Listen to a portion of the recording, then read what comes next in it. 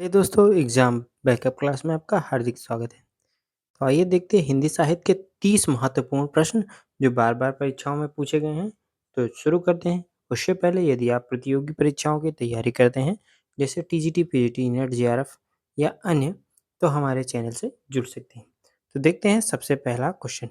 हिंदी साहित्य के आरंभिक काल को रामचंद्र शुक्ल ने क्या कहा?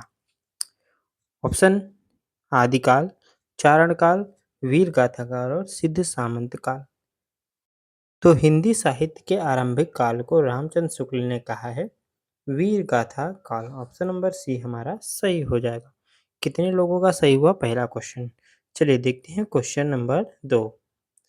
वीर गाथा काल का कवि नहीं है। वीर गाथा काल के कवि कौन से नहीं हैं? चंद्र बरदाई, नामदेव, जगनिक या फिर मधुकर। तो साथियों, ऑप्शन नंबर कौन सा सही होगा? इनमें कौन सा वीर गाथा काल के कवि नहीं है? तो नामदेव हमारे वीर गाथा काल के कवि नहीं हैं। बढ़ते हैं क्वेश्चन नंबर 3। वीर गाथा काल के सर्वश्रेष्ठ कवि माने जाते हैं। कौन से कवि ऐसे हैं जिन्हें वीर गाथा काल या आदिकाल का सर्वश्रेष्ठ कवि कहा जाता है? चंद्र बरदाई, जगनिक, दलपति विजय या फिर विद्यापति। तो दोस्तों, सही जवाब हो जाएगा चंद्र बरदाई, ऑप्शन नंबर ए। आगे बढ़ते हैं, देखते हैं पृथ्वीराज रासो के रचनाकार हैं। Question number 4। पृथ्वीराज रासो के रचनाकार कौन हैं? जयदेव, चंद्र बरदाई, जगनिक या फिर विद्यापति। तो साथियों, पृथ्वीराज रासो के रचनाकार हैं चंद्र बरदाई। बढ़ते हैं आगे की ओर। कबीरदास की भाषा क्या थी? ब्रज, कन्नौजी, साधुकड़ी या फिर खड़ी बोली। तो दोस्तों, कबीरदास की भाषा क्या थी?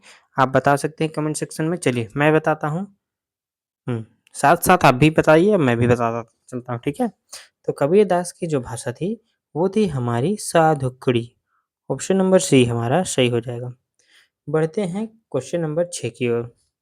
कट कटान कपि कुंजर भारी, दुहु भुजदंड तमक महामारी, डोलत धरनी सभा पथ खासे, चले भजी भय मारुत ग्रासे। प्रस्तुत पंक्तियों के रचयिता कौन है? ऑप्शन हैं तुलसीदास, जयसी, देव या नूर मोहम्मद। तो सही ऑप्शन जो होगा, फटाफट बताइए क्या होगा सही ऑप्शन? दोस्तों, जो सही जवाब हो जाएगा वो है हमारा, इसका सही जवाब तुलसीदास। तुलसीदास की ये रचना है। बढ़ते हैं क्वेश्चन नंबर अगले की ओर, 7 की ओर। नयन जो देखा कमल सा, निर्मल नीर शरीर, हसत जो देखा हंस भा, दसन ज्योत नगहीर। किसकी पंक्तियां हैं? तुलसीदास, जयशंकर, जयसी या फिर कबीर। तो साथियों, ये देखने में तो तुलसीदास की रचना लगती है, लेकिन है किसकी असल में? चलिए, किसकी किसकी रचनाएं मिलती हैं कमेंट सेक्शन में जरूर बताना हमें, ठीक है। तो साथियों, दो लोगों की रचनाएं काफी काफी बार मिल जाती हैं, ठीक है। तो ये रचना है जायसी की। ऑप्शन नंबर सी हमारा सही हो जाएगा। बढ़ते हैं क्वेश्चन नंबर 8 की ओर। शिवा बाबनी के रचनाकार हैं पद्माकर, भूषण, केशवदास या फिर जगनी। तो साथियों, शिवा बाबनी के जो रचनाकार हैं वो हैं हमारे कौन? भूषण जी। यानी option number B is the right answer. बढ़ते हैं आगे की ओर। अगला क्वेश्चन है, नर की और नल नीर की गति एक के कर जोए, जे तो नीचो जे हे चले, ते तो नचो होए। ये रचना किसकी है? तुलसीदास, महावीर, बिहारी लाल या फिर केशवदास। बहुत ज़्यादा इंपॉर्टेंट है, कई बार पेपर में आया भी है। तो ये रचना है बिहारी लाल जी की। बढ़ते हैं क्वेश्चन नंबर 10 की ओर।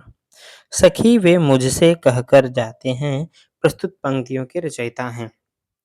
अगेन मैथिली शरण गुप्त, हरिऔध या फिर जयशंकर प्रसाद।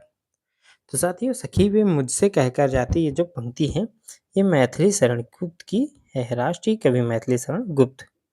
बढ़ते हैं क्वेश्चन नंबर 11 की ओर। हिंदी कविता के छंद परिधों हिंदी कविता को छंद की परिधि से मुक्त कराने वाले कौन थे? ठीक है, सुमित्रानंदन पंत, जयशंकर प्रसाद, महादेवी वर्मा या फिर सूर्यकांत त्रिपाठी निराला। तो सही जवाब क्या होगा? फटाफट कमेंट सेक्शन में आप बिल्कुल बता सकते हैं। चलिए और साथ में ये भी बताना कि इन 30 प्रश्नों में आपके कितने उत्तर सही हुए और कितने गलत हैं, ठीक है? इससे आपकी तैयारी का भी पता चल जाएगा। साथियों देखिए, इसका सही जवाब हो जाएगा सूर्यकांत त्रिपाठी निराला। बढ़ते हैं क्वेश्चन नंबर 12 की ओर। तितली किसकी रचना है? जयशंकर प्रसाद, आचार्य रामचंद्र शुक्ल, या फिर श्याम सुंदर दास, या फिर महावीर प्रसाद द्विवेदी। तो बहुत ही इंपॉर्टेंट और बहुत ही सरल क्वेश्चन है। तितली जो रचना है वो किसकी है? जयशंकर प्रसाद जी की है। बढ़ते हैं क्वेश्चन नंबर 13 की ओर। अतीत के चलचित्र की रचयिता कौन है? भैया अतीत के चलचित्र के रचयिता कौन है? कई बार मोस्ट इंपॉर्टेंट क्वेश्चन कई बार आ भी चुका है। तो जयशंकर जी, या फिर सूर्यकांत त्रिपाठी निराला, महादेव वर्मा, या फिर स्मितानंदन पंत जी। तो कौन होंगे? सही जवाब हो जाएगा आपका option number C, Mahadevi Verma. आगे बढ़ते हैं, नेक्स्ट क्वेश्चन देखते हैं। पल्लव के रचयिता कौन है? पल्लव के रचयिता कौन है? कुसुम पल्लव, हाँ वही पल्लव, सुमित्रानंदन पंत, निराला, महादेवी वर्मा, या फिर जयशंकर प्रसाद। तो दोस्तों पल्लव की जो रचना है, ये जो पल्लव रचना है ये किसकी है? तो ये साथियों है सुमित्रानंदन पंत की। Option number A is the right answer. बढ़ते हैं क्वेश्चन नंबर 15 की ओर। चिंतामणि के रचयिता हैं जयशंकर प्रसाद, महावीर प्रसाद द्विवेदी, रामचंद्र शुक्ल, या फिर हरिऔध। दोस्तों क्वेश्चन नंबर 15 का सही जवाब हो जाएगा जयशंकर प्रसाद, यानी option number A is the right answer. बढ़ते हैं क्वेश्चन नंबर 16 की ओर। जन्मेजय का नाग यज्ञ किसकी कृति है? जन्मेजय का नाग यज्ञ किसकी कृति है? सेठ गोविंदास, जयशंकर प्रसाद, लक्ष्मी नारायण लाल, या गोविंद वल्लभ पंत। तो साथियों जन्मेजय का नाग, ये जो नाग यज्ञ है ये रचना है जयशंकर प्रसाद जी की, और option number B is the टकाटक। बढ़ते हैं क्वेश्चन नंबर 17 की ओर। बहुत ही बेहतरीन पंक्तियां हैं। हम दीवानों की क्या हस्ती, आज यहाँ कल वहां चले, मस्ती का आलम साथ चला, हम धूल उड़ाते जहां चले। ठीक है, बहुत ही इंपॉर्टेंट का रचनाएं हैं और बहुत ही इंपॉर्टेंट, ये पेपर में भी आ चुका है, पीजीटी के पेपर में। चलिए, एबीसीडी में से सी एस शरणगुप्त, या फिर भगवती चरण वर्मा, या सुभद्रा कुमारी चौहान, रामधारी सिंह दिनकर। तो सही जवाब हो जाएगा भगवती चरण वर्मा। चलिए पढ़ते हैं आगे की ओर। क्वेश्चन नंबर 18 हमारा इंतजार कर रहा है। निम्नलिखित में से सबसे पहले इनमें से अपनी आत्मकथा हिंदी में किसने लिखी? श्याम सुंदर दास, शेर गोविंद दास, जवाहरलाल नेहरू, या राजेंद्र प्रसाद। तो अपनी कविता हिंदी में सबसे पहले इन चारों में किसने लिखी थी? राजेंद्र प्रसाद जी ने लिखी थी। चलिए बढ़ते हैं, बहुत इंपॉर्टेंट क्वेश्चन अगला बहुत इंपॉर्टेंट है। अबला जीवन हाय तुम्हारी यही कहानी, आंचल में है दूध और आंखों में पानी। ये जयशंकर प्रसाद जी की पंक्तियां हैं। ये जो पंक्तियां हैं किससे ली गई हैं, किस कविता संग्रह से ली गई हैं? तो ऑप्शन है कमायनी, साकेत, यशोधरा, या फिर आंसू। तो दोस्तों ये जो पंक्तियां हैं किससे ली गई, फटाफट कमेंट सेक्शन में बता दीजिएगा, और ये भी बताइएगा कि आपके कितने प्रश्न सही हुए। तो सही जवाब हो जाएगा यशोधरा। बढ़ते हैं क्वेश्चन नंबर 20 की ओर। हिमालय के आंगन में उसे प्रथम किरणों का दे उपहार, उषा ने हंस अभिवादन किया और पहनाया हीरे का हार। ये जो पंक्तियां हैं ये किसकी हैं? रामधारी सिंह दिनकर, माखनलाल चतुर्वेदी, जयशंकर प्रसाद, या मैथिली शरण गुप्त। सही जवाब हो जाएगा जयशंकर प्रसाद। मैथिली शरण गुप्त नहीं होंगे, जयशंकर प्रसाद होंगे। पढ़ते हैं, आंचलिक जो रचनाएं हैं वो किससे संबंधित होती है? ये जो आंचलिक रचनाएं होती हैं किससे संबंधित होती है? क्वेश्चन नंबर 21, देश विशेष से, लोक विशेष से, क्षेत्र विशेष से, या फिर जाति विशेष से। तो जो आंचलिक रचनाएं होती हैं वो होती है क्षेत्र विशेष से। ऑप्शन नंबर सी हमारा सही जवाब हो जाएगा। निर्गुण भक्ति काव्य का प्रमुख कवि? अरे बहुत आसान क्वेश्चन है। सूरदास, तुलसीदास, कबीरदास, या फिर केशवदास। बहुत आंख बंद करके लगा दीजिएगा भैया, कबीरदास निर्गुण के महान कवि हैं। बढ़ते हैं क्वेश्चन नंबर 23 की ओर। श्रद्धा कृति की नायिका कौन है? कामायनी, कुरुक्षेत्र, रामायण, या फिर साकेत। श्रद्धा, सॉरी क्वेश्चन उल्टा हो गया। श्रद्धा किस कृति की नायिका है? जो श्रद्धा है ये किसकी नायिका है? कामायनी की, कुरुक्षेत्र, रामायण या फिर साकेत? तो बहुत ही इम्पोर्टेंट और बहुत ही सरल जवाब है क्योंकि ऑप्शन यहाँ गलत है, ठीक है? ऑप्शन गलत इसलिए है क्योंकि आपका 23 में ध्यान दीजिए कुरुक्षेत्र, रामायण, साकेत में तो श्रद्धा नाम की कोई कोई पात्र ही नहीं है, हैं? साकेत भी रामायण से संबंधित है, रामायण तो है ही, कुरुक्षेत्र के बारे में आप सब लोग जानते हैं। तो ये सही जवाब हो जाएगा। श्रद्धा किसकी नायिका है? तो ये श्रद्धा नायिका है हमारी कामायनी की। बढ़ते हैं क्वेश्चन नंबर 24 की ओर। तरुवर फल नहीं खाता है, सरवर पिए न पान। बहुत इंपॉर्टेंट क्वेश्चन है, बता दीजिए उत्तर। तो रहीम, कबीरदास, रसखान या फिर बिहारी? तो भैया इतना सरल जवाब और सवाल, ठीक है, कौन सा हो सकता है? रहीम ही हो सकता है। बढ़ते हैं क्वेश्चन नंबर 25 की ओर। तरन तनुजा तट तमाल तरुवर बहु छाए। ये जो पंक्तियां हैं, एक इनमें कौन सा अलंकार है? अरे भैया अलंकार तो अनुप्रास है, लेकिन कौन से रचयिता की ये रचना है? भारतेंदु हरिश्चंद्र, रामधारी सिंह दिनकर, माखनलाल चतुर्वेदी या फिर राम नरेश त्रिपाठी? तो कौन सा ऑप्शन सही हो जाएगा? सही बताइएगा, भारतेंदु हरिश्चंद्र। बढ़ते हैं क्वेश्चन नंबर 26 की ओर। बुंदेलो हर बोलो के मुंह हमने सुनी कहानी थी, खूब लड़ी मर्दानी वह तो झांसी वाली रानी थी। ये जो पंक्तियां हैं ये किनकी हैं?